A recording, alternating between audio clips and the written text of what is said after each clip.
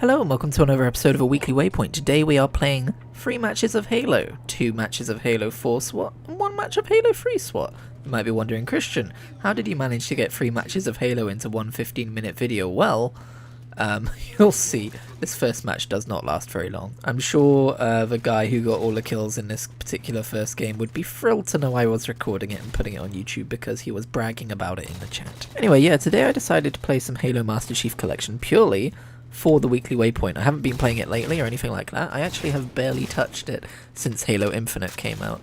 I think the only time I really played it is when I would frequently finish all of my weekly challenges in Halo Infinite, and then I'd be like, well, I still want to play more Halo, but it feels shit playing Halo Infinite and getting nothing for it, so I would then hop on over to Halo Master Chief Collection. I thought I was going to be rusty as hell, but actually I don't think I did too badly. I did kind of badly, I didn't do too badly. And also I forgot how much fun these older Halo games are to just jump in and play every now and again. I'm going to do this more often. But yeah, the main reason why I decided to do Halo in this episode of a weekly Waypoint is I realised I don't think I've done a proper like deathmatchy version of a weekly Waypoint in ages. And there are probably people who prefer it when the series is that, so I figure I'd throw up a Halo thumbnail and see if I got a few clicks. That's right, I'm playing the algorithm. No, I'm not. I'm really not. If I was playing the algorithm, I'd be doing things way differently. I would have shocked faces on all my thumbnails and I got how many kills? As the title of this video. But I'm not doing that because, well, luckily I'm not trying to make a career out of this. That being said, you might be forgiven for thinking I'm trying to make a career out of my Twitch live streaming with the amount I've been streaming lately, because A, I decided to get back into my stream through of the original Assassin's Creed, and B, I have finally figured out a way to stream fairly reliably at 1080p, 30 frames a second, 4500 bitrate, which in non-fancy terms means shit, that looks good. As it turns out, it wasn't a network issue after all, it was a software encoding issue. If you want to hear more about that, there's a very short live stream, like 15 minutes or so, on the VOD channel where I talk more about it. But basically, yeah, I can do what I thought I should have been able to do the minute I got my Elgato, which is throw all of my computing power into just live streaming the Elgato capture, which is, you know, a console where all of the power towards making the game happen, it's in the console. I constructed this sentence terribly, because the whole big advice for streaming, beyond having a webcam, which I'm not doing, is having a 2 PC setup, one which focuses on streaming and one which focuses on running video games. But if you haven't noticed, I'm not super upper class with money to burn. No, I work in a humble national chain of a shop I do, and they've started putting posters up recommending food banks for us, because that's how well the country's economy is going. But yeah, the long and short of it is, if you would like to see me live stream my way through every single Assassin's Creed game, I'm going to make it my darndest mission to try and do that over at twitch.tv/Kritigri, and you can watch the VODs over on the VOD channel, which is in the banner. I'm not going to spend the entire video just plugging my other channel, of course, but you'll be able to find those videos, because I actually do thumbnails for them now. Not fancy thumbnails like I do on this channel, I just find a thumbnail of the game and slap Kritigri streams part 1, 2, 3, 4, etc. on it. It's very easy that way. Whenever I need a new thumbnail, I just go to Canva, change the number, download the thumbnail, and slap it on there. Makes me wish I did that for videos on this channel, to be honest. Now, I'm not going to lie, the prospect of doing a weekly Waypoint this week is slightly daunting, because I've had a week where I haven't really done anything except continue the things I talked about last week, which is, you know, continuing my completion of Assassin's Creed Origins. I finished the DLCs, which I'm pretty sure I talked about last week, but maybe I didn't. I'm trying to remember the timeline. And I continued listening through David Tennant's interview podcast, and I've come to the end of that. I haven't really picked up anything new or started anything new this week besides my live streaming stuff. And even that, I didn't start this week, I just kind of perfected it this week. I've even done a bunch of streaming the last few days, which means anything generally waffly I could have waffled about, I've already, you know, covered with syrup and thoroughly gorged myself on. That's what people do with sweet waffles, right? I'm only really familiar with potato waffles. Potato waffles are the shit, by the way. If you've never had potato waffles, let me tell you, it's a good potatoey snack. Just waffling about waffles right now. No, but what I'm going to talk about for a decent chunk of this video is pretty much the only topic I've got left to talk about, which is a little self-involved sounding, so pardon me for that, but it's the fact that I've quit Twitter for a week, and we are currently... What day are we on? We are on Sunday. I quit Twitter on Wednesday, so I haven't looked at it for 4 whole days now. Wow, go me. I wrote a little blog post about this going into it, and I've talked a bit about it on stream, of course, but basically the idea is I've been on Twitter for 14 years now, pretty much every day. I know not every single day. There have been a few times when I've been without internet. There have been a couple of times when I've deleted the app in a rage one night and come crawling back the following morning when I felt better. But for the by and large of it, I have never done a social media detox. I have never taken a step away from the app that I open the most amount of times a day. And ultimately, that's because I've never felt the need to. I've always filtered my Twitter feed of most of the bad things that show up on there. I've muted certain words, blocked certain accounts, made sure to unfollow all corporations, and I have followed lots of cute animal accounts. But the fact remains that I spend over an hour a day just browsing Twitter about things that I'm not even going to remember 5 seconds after I've looked away from it. And I've always had this brick wall to kind of talk at whenever I've had opinions or remarks about things that no one else I really know has any relevancy to. So I've been like, wow, I really enjoy the Bleach manga. Nobody I know reads the Bleach manga. I'm going to talk at nobody about the Bleach manga and hope that somebody cares out of my 200 followers. And this YouTube channel is kind of an extension of that in a way, right? But I've kind of discussed all this before, but I mean, I haven't discussed how it's been going since I've stopped. So how about that? How about that for a unique topic and a piece of content that I am making? So the first day, Wednesday, it was noticeable. I kept going to open the app, just out of the back of my mind. I would go and open it and immediately remember that, oh right, I'm not doing that right now. The icon isn't there, the bookmark isn't there. I did that on purpose so I don't accidentally click on it, read through it, and then realize what I'm doing. So the knee jerk was there, I've got 5 minutes, I'm going to look at Twitter.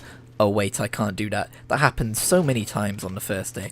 The second day happened a bit less. Third day happened a bit less. It's happening a bit less every day. It's still happening, but I would say we're down to single-digit numbers of the amount of times that happens in a day. So on that alone, I would say it is recommended, in my opinion, to maybe take a week away from your social media every now and then to remind yourself that, you don't need to be staring at it all the time. You can focus a little bit more on the world around you. That being said, have I noticed any personal mental health shift since being off Twitter? Not really, no. I mean, there was a moment yesterday when I kind of thought, I don't think I've really thought about the fact that the world's on fire for a little bit now, and that's kind of nice, I guess. But in general, it's not the experience that I know other people have had, where I've been like, oh, a breath of fresh air. I forgot that none of this bullshit matters, But that's probably because most of the people who I've heard say those things also happen to be rich and famous. Or maybe not rich, but definitely famous. So I imagine their Twitter usage is a lot more back and forth with lots of random people who have lots of fun opinions about you. Unless I'm just going to open this app 65 times a day. By the way, that's a real number. That's pretty much at my max the amount of times I would open the app a day. But yeah, the other main thing I noticed is just it felt like I have so many thoughts that I'm like, ooh, and it's like I go to say them to somebody and then I remember that someone isn't there or something. Even, it doesn't feel like a person that I would eloquate these thoughts to. That was kind of a bad example, but it's like, you know what I mean? It's like, oh right, yeah, and then you realise like, oh, they're not there. They've walked away or something. It's kind of like that feeling, a little bit, of like, oh, I want to say this thing, but I've got nobody to say it to. That's not gone away quite as much, and also, again, I have other outlets for it, like the weekly Waypoint and Twitch live streams and my blog. I did briefly consider quitting reading Twitter, but continuing to make tweets. And maybe just only doing notifications. That might be another variant I do of this at some point in the future, a little experiment.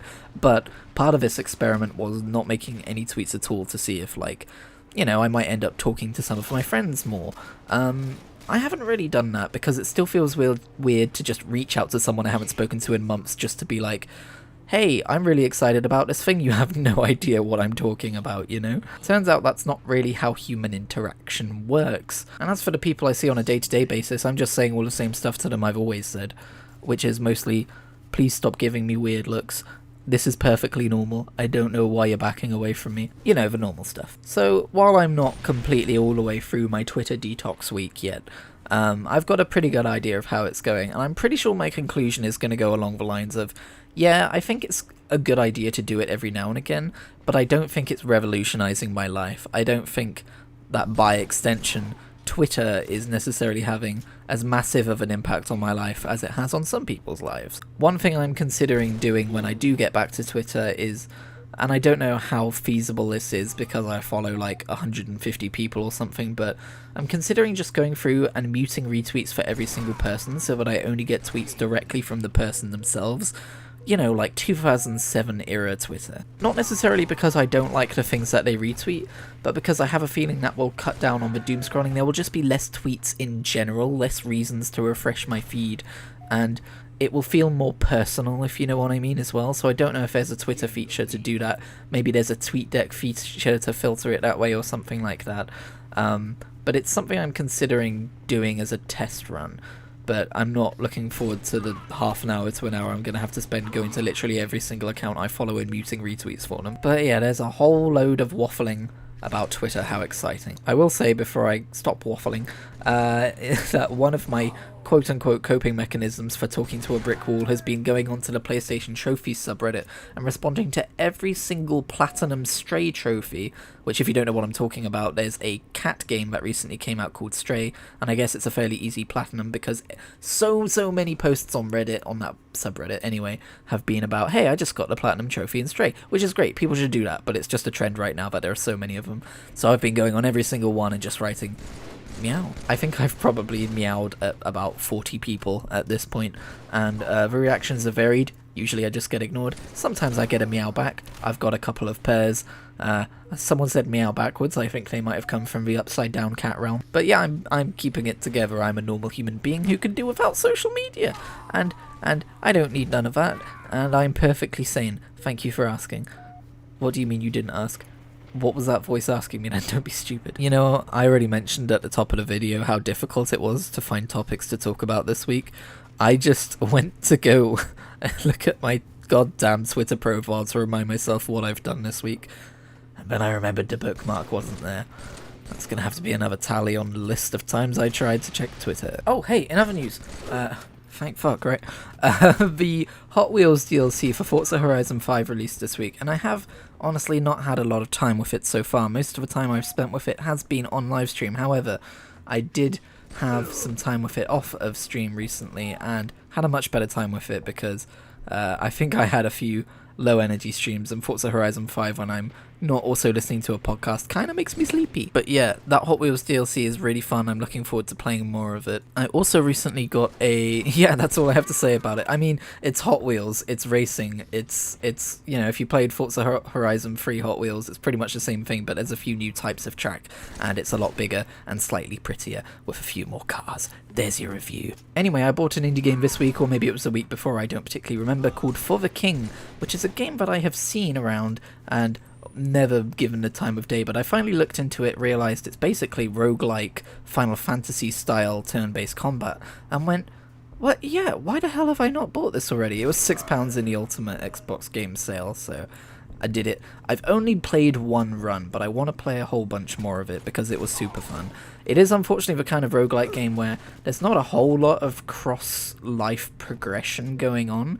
You mostly just unlock new items and enemy types and stuff like that for your game, meaning you're mostly just making your game more robust, not any easier in any way. I tend to have some issues with true roguelikes of that fashion because I tend to find myself banging my head against a brick wall, but there are also other game types too, such as like an endless dungeon mode and stuff like that, and I played it on like the medium difficulty. I might try and play it on an easier difficulty just so I can see more of the game before I inevitably wipe, and I know why I wiped as well. It was a very avoidable thing, so I think I've got a lot more mileage in For the King than just a single run. But no, that game's pretty rad, and I recommend it to anyone who likes kind of like Final Fantasy or Dragon Age style turn-based combat games. Also, Torchlight 1 was on Xbox Games with Gold this month, and I've only ever played Torchlight 2 and a tiny bit of Torchlight 3, but I've played the opening act of Torchlight 2 like 17 times, it feels like. But I've always been a little bit curious about what Torchlight 1 is like, and it is nowhere near as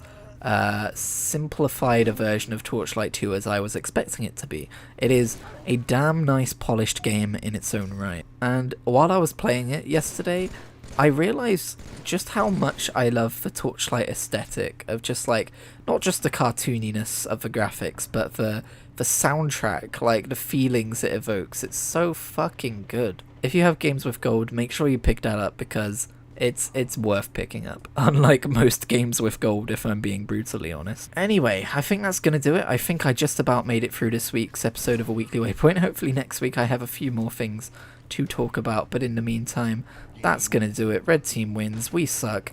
I'll see you in the next video. If you liked the video, maybe give it a like. If you didn't, I can't hear you. I'm already leaving. The video's over.